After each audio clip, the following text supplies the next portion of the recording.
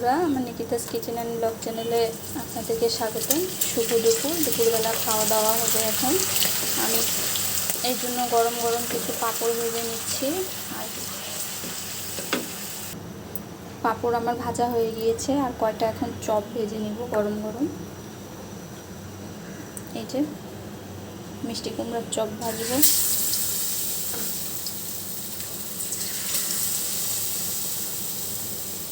আর কি খাবারে আছে এটাও দেখাবো। আপনারা দুপুরে কি খাবার খেলেন অবশ্যই কমেন্ট বক্সে জানান। আর আমার ভিডিও ভালো লাগলে অবশ্যই সাবস্ক্রাইব করে বন্ধু হয়ে পাশে থাকবেন। ভালো লাগলে অবশ্যই শেয়ার করে দিবেন, আর একটা করে লাইক করে দিবেন।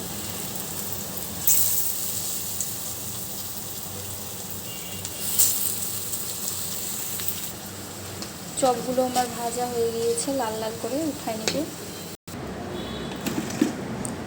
আর এখানে আছে ইলিশ মাছের তরকারি,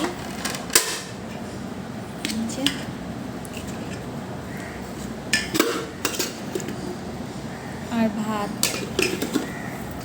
আর আছে এখানে ছোটোবাবু বড়োবাবুর ডিমের তরকারি, ডিম আলু পটল দিয়ে বানাইছি।